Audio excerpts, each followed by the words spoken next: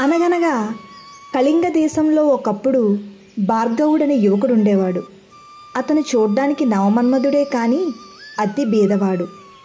అతను చిన్నతనం అంతా అక్కడే ఉండి చక్కగా చదువుకుని చదువు పూర్తయ్యాక దేశాటన బయలుదేరతాడు.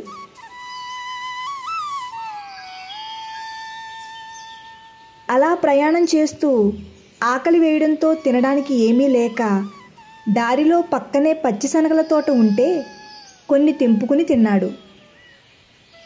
భార్గవుడు బీదవాడు, బహు జాగ్రత్త గలవాడు కావటం చేత ఏ పూటనైనా భోజనం దొరకని పక్షంలో తిందామని మరికొన్ని శనక్కాయలు కోసి ఒలిచి ఆ పచ్చి శనగలను 2 జేబుల నిండా పోసుకున్నాడు.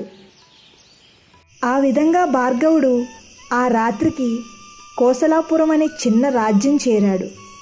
నగరం ప్రవేశించేసరికి బాగా చీకటి పడింది. మహారాజా, మన రాకుమారికి పెళ్లి చెయ్యాలి. అమ్మాయికి ఈడు జోడు కుదిరేలాగా ఆమె అందచందాలకి తగ్గ యోగ్యుడైన వరుణ్ణి చూడండి. అలాగే మహారాణి, మీ మాట ఎప్పుడైనా కాదన్నానా? మీ ఇష్ట ప్రకారమే కానిద్దాం. అబ్బా, చాలా చీకటి పడిందే.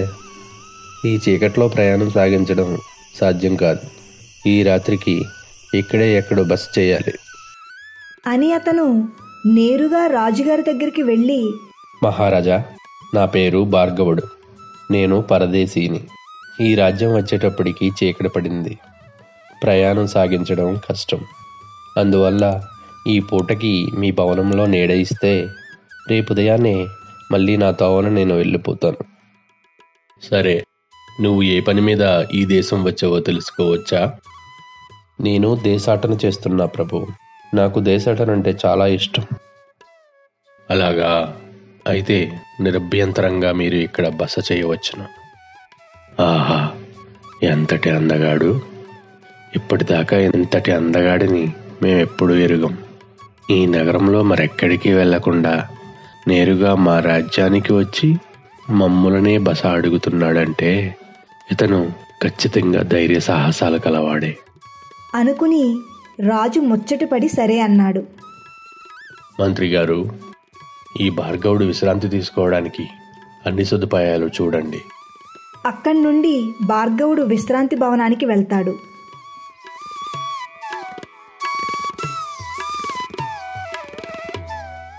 చూడండి, ఆ కుర్రవాడు మామూలు దుస్తులు ధరించాడన్న మాటే గాని నాకు చూడగా మారువేషంలో తిరుగుతున్న ఏ చక్రవర్తి కుమారుడో అనిపిస్తుంది ప్రభు. నాకు అదే అనిపించింది మహారాణి. ఈలోగా మీరే చెప్పేశారు. విన్నారుగా మహామంత్రి, అతని విషయం విచారించండి. అన్నీ అనుకూలిస్తే మన రాకుమార్నిచ్చి పెళ్లి చేద్దాం. ఇదంతా రహస్యంగా జరగాలి సుమి. అతనికి అస్సలు అనుమానం రాకూడదు. మారువేషంలో తిరుగుతున్నవాడు మనం అడిగితే నిజం చెప్తాడా మహారాజా? ఆ సంగతి ఏంటో మన మహామంత్రి గారే చూసుకుంటారు. దానికేం భాగ్యం ప్రభు. ఈ కుర్రవాడిని రాజో కాదో తెలుసుకోవచ్చు, కానీ దానికి ఒక్క రాత్రి సరిపోదు మహాప్రభు. అందుచేత అతన్ని కనీసం 2 రోజులైనా ఇక్కడ ఉంచాల్సి వస్తుంది. అలాగే మహామంత్రి, కానివ్వండి. భోజనాల సమయంలో రాజు భార్గవుడితో, ఇదిగో బాటసారి, నీవు రేపు ఉదయమే వెళ్ళిపోతానన్నావు కదూ. రేపు మా కుమార్తె, ఈ దేశపు యువరాణి పుట్టినరోజు. రేపు కూడా ఇక్కడే ఉండి ఆ వేడుకల్లో పాల్గొని తదనంతరం నీవు నీ దారిన పోవచ్చు. ఇదేంటి, రాకుమారి పుట్టినరోజు వేడుకలకు నన్ను ఉండమంటున్నారు? ఆయన తిరిగి ప్రశ్న అడిగితే బందికానాలో పడేస్తారు. మనకెందుకంటావు? ఉంటే పోలే. అలాగే మహారాజా, తప్పకుండా. ఈలోపుగా మంత్రి భార్గవుడి కోసం ఒక గదిలో మామూలు పక్క ఒకటి వేయించాడు. ఆయన భటుణ్ణి పిలిచి, రే, నువ్వు ఈ తెల్లవార్లు ఈ గది దగ్గరే కాపలాగా ఉండు. మన అతిథి సుఖంగా నిద్రపోతున్నాడో లేదో గమనిస్తూ ఉండు. అలాగే మంత్రి గారు. భార్గవుడు భోజనం చేసి తన పడక గదికి వచ్చాడు. తలుపు గడియ పెట్టి పడుకుందామని పక్క మీద కూర్చుని చొక్కా విప్పబోతే వెంటనే చొక్కా జేబులోంచి 2-3 గుప్పిళ్ల పచ్చెనగలు పక్క నిండా గది నిండా పడ్డాయి. వాటి విషయమే గుర్తులేని భార్గవుడు, అయ్యయ్యో, ఈ దిక్కుమాలిన శనగలన్నీ గది అంతా పడిపోయాయి. బీదవాడినైన నాకు రాజుగారు గొప్ప ఆతిథ్యం ఇచ్చాడు. రేపొద్దున నౌకర్లు వచ్చి ఈ శనగలన్నీ చూసి రాజుగారితో చెబితే నా మీద ఉన్న అభిమానం అంతా పోతుంది. ఇప్పుడు ఎలా అబ్బా? ఏం చేద్దాం? ఈ శనగలన్నీ ఏరుకుందాం అని భార్గవుడు నిద్రకు వాయిదా వేసి పక్క మీద పడిన శనగ గింజలన్నీ జాగ్రత్తగా ఏరాడు. పక్క దుప్పటి తీసి దులిపాడు. తరువాత గదంతటా పడిన గింజలన్నీ ఏరాడు. ఒక్క గింజ కూడా మిగల్చకుండా అన్నీ ఏరేసరికి అర్ధరాత్రి దాటిపోయింది. అమ్మయ్య, ఒక్కటి కూడా లేకుండా అన్నీ వేరేశాను. ఇంక ఈ శనగలు జేబులో ఉంచుకోవడం అంత మంచిది కాదు. అందుచేత ఆకలి లేకపోయినా భార్గవుడు ఒక్కొక్క గింజ తినసాగాడు. అతను పడుకునేసరికి రాత్రి 3 జాములయ్యింది. మర్నాడు ఉదయం మంత్రి భటుణ్ణి పిలిచి, ఏమిరా, రాత్రి ఆ బాటసారి సరిగా నిద్రపోయాడా? మంత్రివయ్యా, రాత్రి ఆయనకి అస్సలు నిద్రలేదు, నాకు నిద్రలేదు. ఎందుకో తెలీదు గాని తెల్లవార్లు ఆయన గది అంతా తిరుగుతూనే ఉన్నాడు. పక్క దుప్పటి దొలపడం కూడా నాకు వినిపించింది. 3 జాములు దాటాక నేను నిద్రపోయాను. కానీ ఆయన ఎప్పుడు పడుకున్నాడో నాకు తెలీదు. మంత్రి వెంటనే రాజుగారి దగ్గరికి వెళ్ళి, మహారాజా, మన అతిథి అతి సుకుమారుడిలా ఉన్నాడు. నేను రాత్రి వేయించిన పక్క మీద మరొక సామాన్యుడైతే సుఖంగా నిద్రపోయేవాడు. కానీ ఇతను మహాభోగి, బాగా సుకుమారుడిలా ఉన్నాడు. ఏ చక్రవర్తి కుమారుడో తప్ప మరొకడు కాడు. ఇదిగో భార్గవ, ఈరోజు మీకోసం ఎన్నో రకాల వంటకాలతో మిమ్మల్ని ఆనందింపచేయాలని మా మహారాణి గారే ఇవన్నీ దగ్గరుండి మీకోసం చేయించారు. బాబాయ్, అయిపోయాను. ఇప్పుడు ఇవన్నీ నన్ను తినమంటారా ఏంటి? అసలే రాత్రి తిన శనగలతో పొట్టంతా ఉబ్బరం చేసింది. ఏదో రకంగా తప్పించుకోవాలి. రాజా, నన్ను క్షమించాలి. నేను ఈరోజు రాత్రికి పళ్ళు తప్ప ఇప్పుడు ఇవేమీ తినలేను. అయ్యో, అదేంటి నాయనా, కొంచెమన్నా తిను. క్షమించాలి మహారాణి, నన్ను ఇప్పుడు ఎందుకు ఏమిటి అని అడగకండి అని అక్కడి నుండి తన గదికి వెళ్ళిపోతాడు. చూసారా మహారాణి, చక్రవర్తికి కావలసిన అన్ని గొప్ప లక్షణాలు ఇతనిలో మెండుగా ఉన్నాయి. ఆరోగ్యం మీద ఎంత శ్రద్ధ. అవును మహారాజా, అదే సామాన్యుడైతే ఈరోజు రకరకాల విందు భోజనంలో కరువు తీరా తినేవాడు కదా. మంత్రి చెప్పిన విషయాలు, అలాగే భార్గవుడు ఆ విందులో ఏ పదార్థం కూడా ముట్టకపోవడం చూసి రాజుకు రాణికి మరింత గురి కుదిరింది.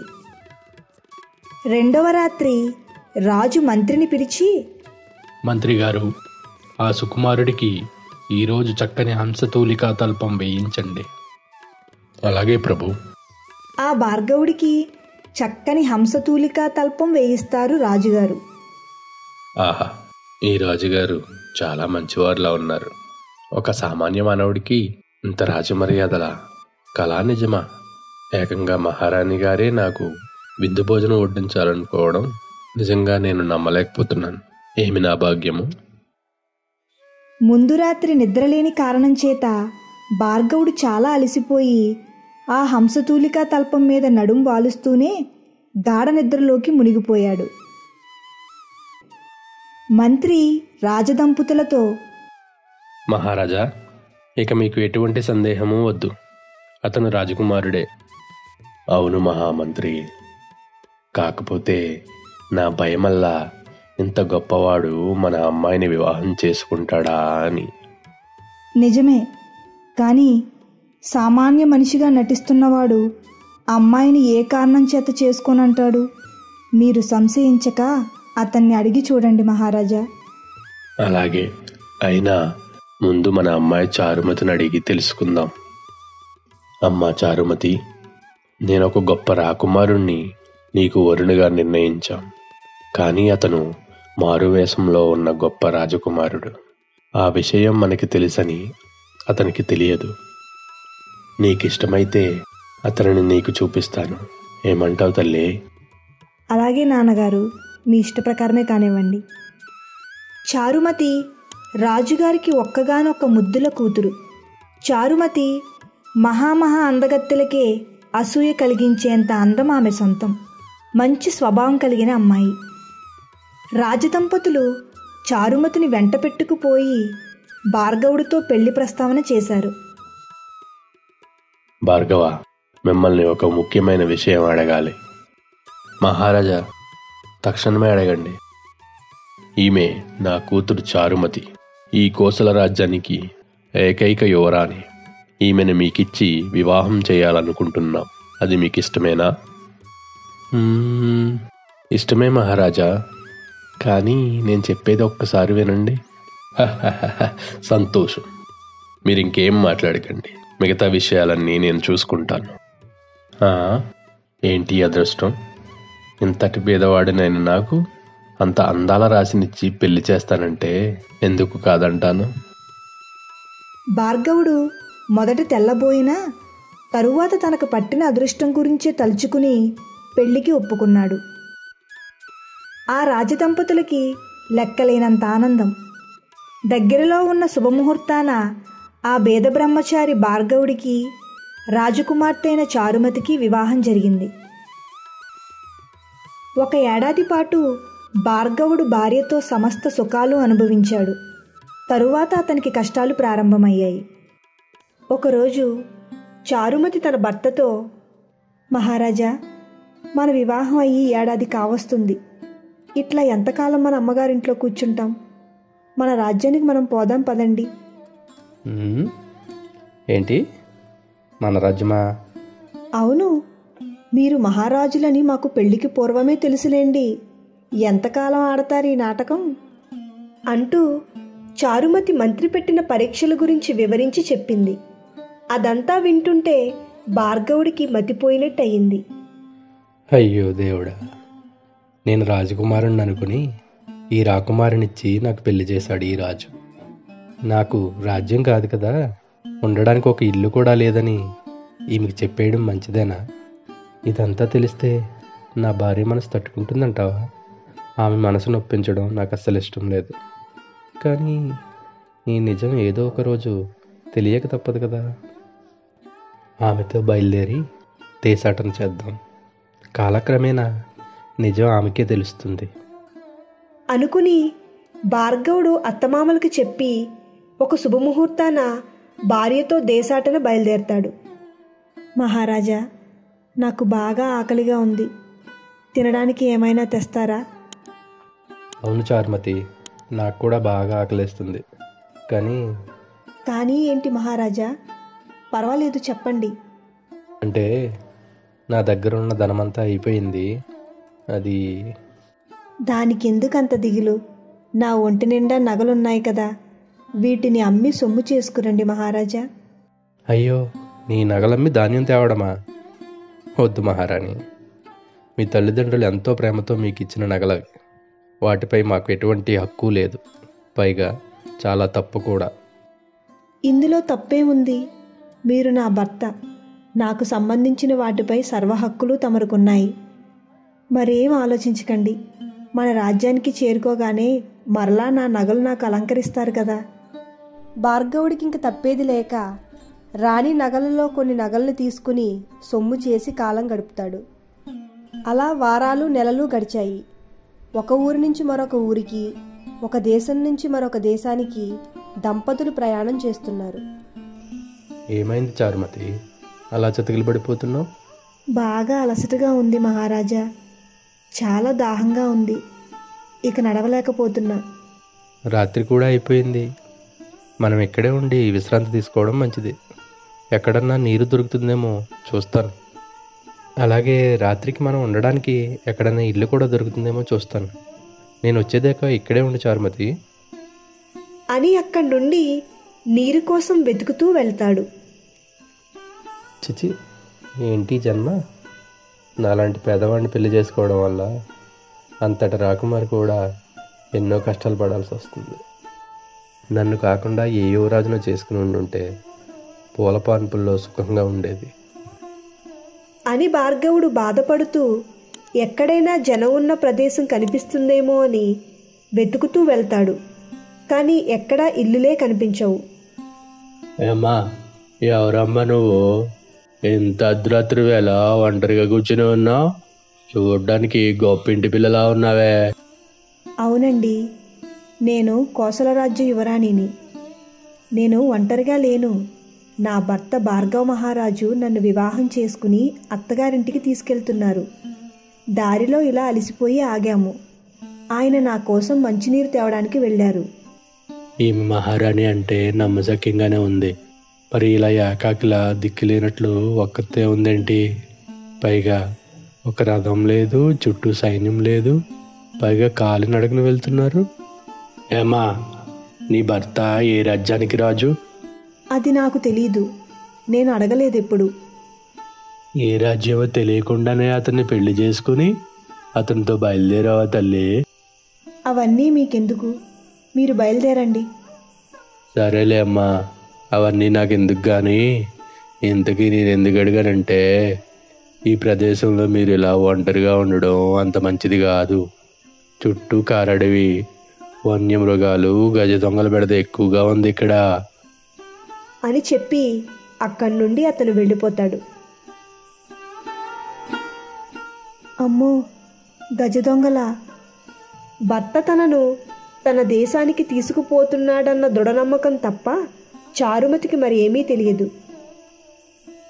భార్గవుడు కొంత దూరం వెళ్ళేసరికి ఒక పాడుబడ్డ గుడి కనిపించింది. ఆ ప్రదేశంలో నీరు కోసం వెతుకుతుండగా అక్కడే నివాసం ఉంటున్న గజ దొంగలిద్దరూ భార్గవుడితో ఇలా అంటున్నారు. ఓయ్, ఎవరయ్యా నువ్వు? ఇంత అర్ధరాత్రి వేళ ఎక్కడేం చేస్తున్నావు? నా పేరు భార్గవుడు. నేను నా భార్య దేశాటన చేస్తున్నాం. ఈ చీకట్లో ఎటుపోవాలో తెలియక ఇక్కడే ఉండిపోయాం. దాహంగా ఉంది. తాగడానికి ఏమైనా నీరు దొరుకుతుందా? అవునా, మా కాడ తాగడానికి మంచినీళ్ళు ఉన్నాయి. ఈ రాత్రికి మీరు ఇక్కడే ఉండొచ్చు అని చారుమతిని తీసుకురావడానికి భార్గవుడు వెళ్తాడు. చూడ్డానికి యువరాజులా ఉన్నాడు. అతని దగ్గర ధనం ఏమన్నా దొరికితే కొట్టేద్దాం. అలాగేరా. భార్గవుడు చారుమతి ఆ గుడిలో తలదాచుకుందామని అక్కడికి వస్తారు. మీరు ఈ రాత్రికి ఇక్కడే విశ్రాంతి తీసుకుని రేపు పొద్దున్నే బయలుదేరండి. ఈ అడవికి ఆనుకుని కొంత దూరంలో చిన్న గ్రామం కూడా ఉంది. అలాగే, మీకు చాలా కృతజ్ఞతలు. అసలే అలసిపోయున్న వాళ్ళిద్దరూ వెంటనే నిద్రలోకి జారుకుంటారు. అర్ధరాత్రి అవుతుంది. దొంగలిద్దరూ అక్కడికి వెళ్ళి వాళ్ళు తెచ్చుకున్న సంచుల్లో తడుముకుంటే మూట కట్టి ఉంచిన నగలు దొరుకుతాయి. ఈసారి మన పంట పండిందిరా. ఈ నగలతో మనం జీవితాంతం హాయిగా ఉండొచ్చు. రే, నిజమేరా. ఇక ఈ దొంగతనాలు అవి మానేసి ఈ నగలు సొమ్ము చేసుకుని హాయిగా బతికేద్దాం అని ఆ దొంగలు ఉన్న నగలు కాస్త తీసుకుని వెళ్ళిపోతారు.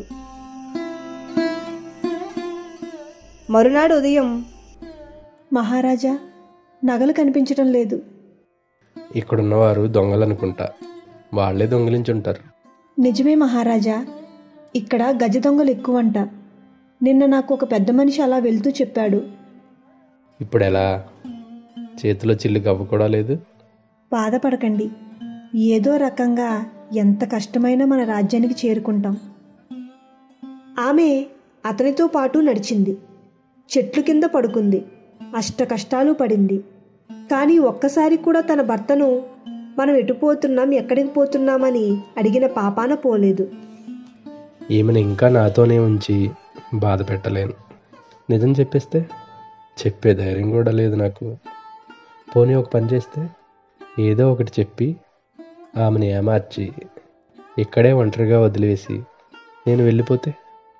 ఏ ఇలా ఆలోచిస్తున్నావేంటి? నువ్వు అసలు విషయం చెప్పకుండా ఆమెను పెళ్లి చేసుకోవడమే తప్పు. మళ్ళీ తప్పు మీద తప్ప?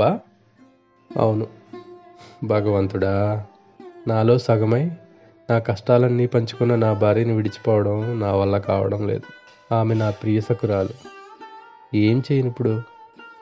అలా నడుచుకుంటూ వెళ్ళేసరికి పేదరాశి పెద్దమ్మది ఒక చిన్న ఇల్లు కనిపించింది. నన్నిక్కడ వాళ్ళందరూ పేదరాశి పెద్దమ్మ అంటారు. అన్నట్టు ఎవరు మీరు? ఈ వజ్రగిరి దేశానికి కొత్తగా ఉన్నారు? అవును పెద్దమ్మ, మేము ఈ దేశానికి రావడం ఇదే మొదటిసారి. ఏమీ అనుకోకపోతే మాకు ఇక్కడ ఉండడానికి ఏదైనా ఇల్లు దొరుకుతుందా? దానికేం భాగ్యం నాయనా, చూస్తుంటే గొప్ప రాజబిడ్డల్లా ఉన్నారు. మీకు ఎన్ని రోజులు కావాలంటే అన్ని రోజులు ఇక్కడే ఉండండి. వాళ్ళిద్దరినీ చూడగానే పేదరాశి పెద్దమ్మకు అనుమానం కలిగింది. పెద్దమ్మ చారుమతిని చాటుకు పిలిచి, ఇంతకే అమ్మా, మీరెక్కడోళ్ళు? నీ భర్తకి ఇక్కడ ఏం పని? నేను కోసల రాజ్యం రాజకుమార్తెను. నా పేరు చారుమతి. నా భర్త పేరు భార్గవుడు, మారువేషంలో తిరుగుతున్న రాజకుమారుడు. ఈమె రాజకుమార్తె అన్నదే కనిపిస్తూనే ఉంది, కానీ నాకు అతని మీదే అనుమానం. నీ భర్త ఏ దేశపు రాజకుమారుడు? అది నాకు తెలియదు పెద్దమ్మ. నేను నా భర్తను అడగలేదు. మేము చాలా రోజులుగా ప్రయాణం చేస్తున్నాం. పెద్దమ్మకి అనుమానం కలిగి ఆ దేశపు వజ్రగిరి రాజు దగ్గరికి వెళ్ళింది. మహారాజా, మన ఇంటికి ఒక కుర్రవాడు భార్యతో సహా వచ్చాడు. చిన్నతనంలో దొంగలెత్తుకుపోయిన మీ కుమారుడే ఆ కుర్రవాడని నాకు అనుమానంగా ఉంది. సరిగ్గా ఆ దొంగలెత్తుకుపోయిన మీ కుమారుడు బతికుండుంటే ఆ కుర్రవాడు ఈడే ఉండేవాడు ప్రభు. అలాగే పెద్దమ్మ, ఎంత మంచి కబురు తెచ్చావు. ఇంతకన్నా మహానందం మాకేముంటుంది? ఆ భార్యాభర్తలిద్దరినీ ఒకసారి ఇక్కడికి తీసుకొస్తావా? ఆ సాయంకాలమే పేదరాశి పెద్దమ్మ భార్గవుణ్ణి చారుమతిని రాజాంతఃపురానికి తీసుకుపోయింది. భార్గవుణ్ణి చూడగానే వజ్రగిరిరాజు ఆయన భార్య చాలా ముచ్చటపడ్డారు. నాయనా, నీ గురించేమైనా చెప్పు. నేను ఒక అనాథను మహారాజా. నా చిన్నప్పుడే ఎవరో కొంతమంది దొంగలు కళింగ పట్టణంలోని ఒక గుడిసెలో వదిలివేస్తే ఒక తాత నన్ను చేరదీసి పెద్ద చేశాడు. తను మరణానంతరం నేను ఒంటరిగా బతికాను. నాయనా, నువ్వు మా కుమారుడివే. నీ చిన్నతనంలోనే కొంతమంది దుండగులు నిన్ను దొంగిలించారు. మళ్ళీ ఇంతకాలానికి ఆ భగవంతుడే నిన్ను మా వద్దకు పంపించాడు. ఇకపై మా దగ్గరే ఉండిపో నాయనా అన్నాడు వజ్రగిరిరాజు. భార్గవుడు ఆనందంతో ఒప్పుకుంటాడు. భార్గవుడికి రాజ్యాభిషేకం చేశారు. కోసల దేశానికి ఆ శుభవార్త చేరగానే, నేనెప్పుడు చెప్పా కదా, మనకి ఆ వజ్రగిరి యువరాజు అల్లుడిగా కావడం ఎంతో అదృష్టం.